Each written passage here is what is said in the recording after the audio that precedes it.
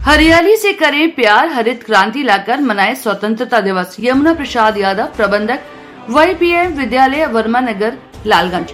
यमुना प्रसाद उच्चतर माध्यमिक विद्यालय लगातार बच्चों में देश प्रेम, माटी के प्रेम को बढ़ावा और हरित क्रांति लाने का प्रयास करता रहा है। 15 अगस्त के अवसर पर विद्यालय में अपने अभिभाषण के दौरान प्रबंधक यमुना प्रसाद यादव ने अपने आसपास ज्यादा से ज्यादा पेड़ पौधे लगाकर हरित क्रांति लाने का आह्वान किया।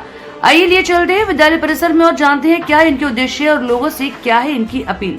ब्यूरो हरिकेश चौरसिया के साथ। आज़ादी का सही माने तब पता चलता है जब उसकी शिक्षा दी जाती है और देश प्रेम की भावना हर बच्चों में आ जाए, हर नागरिक में आ जाए तो आज़ादी के मायने समझ में आ जाते हैं और देश प्रगति की तरफ बढ़ता है।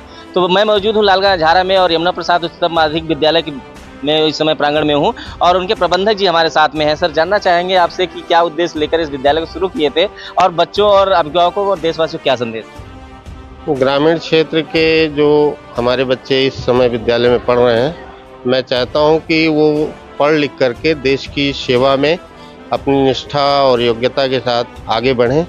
और आज के इस अवसर पर मैं कहना चाहूँगा कि आज हमारे लिए ये बहुत ही महत्वपूर्ण दिन है और देश की आज़ादी में जिन रणबांकुरों ने अपनी कुर्बानी दी थी, देश की सेवा की थी, आज उनको हम याद कर रहे हैं और अपने सभी क्षेत्रवासियों को, अपने सभी अभिभावकों को मैं बधाई देना चाहता हूं और सभी का जो हमारे आज़ादी के स्वतंत्रता संग्राम सेनानी थे उन सभी को याद करना चाहता हूं, उनको नमन करना चाहता हूं। जैसा कि अब एक सवाल आपसे करेंगे कि लोग पढ़ाई की तरफ भाग तो रहे हैं, पढ़ लिख के डिग्री भी ले रहे हैं, लेकिन कई ऐसी चीज़ें जो छूटती चली जा रही हैं, जैसे एनवायरनमेंट को देख लीजिए, हरियाली को लेकर लोग जागरूक नहीं है। अगर बात करें देश प्रेम के जज्बे को खत्म होता जा रहा है, लोग इंग्लिश मीडियम में पढ़ के और भी चीज़ों को पढ़ के संस्कृति को भुला रहे हैं, तो ऐसे में क्या कहेंगे?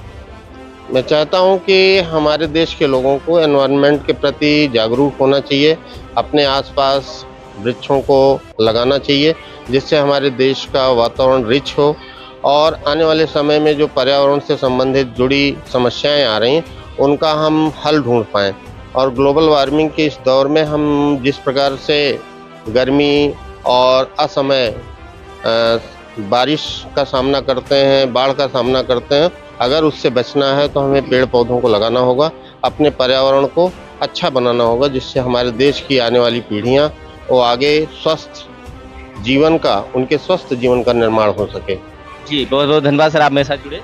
धन्यवाद सर। और अब अपनी कविताओं से लोगों के अंदर जोश भरने का काम करते हैं लवलेश जी और आज मेरे साथ हैं। इस 15 अगस्त पर क्या कहना चाहेंगे, अपने किस पंक्ति के माध्यम से लोगों के अंदर जोश डालेंगे? और बच्चों में तो आपने बहुत सारी जोश डाली। बहुत बहुत शुक्रिया।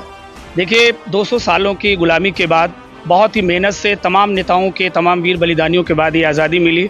आज कभी कभी मजाक में कुछ लोग कार्यक्रम करके मिष्ठान बांट के आज़ादी मना लेते हैं, लेकिन हमें जानने की ज़रूरत है, चाहे वह चंद्रशेखर आज़ाद रहे हो, मंगल पांडे रहे हो, महात्मा गांधी रहे हो, पंडित नेहरू रहे हो, पटेल जी रहे हो या सरदार वल्लभ भाई पटेल जी रहे हो, BR अम्बेडकर जी रहे हो, ऐसे तमाम नेताओं की कुर्बानी यूं ही नहीं भुलाई जा सकती।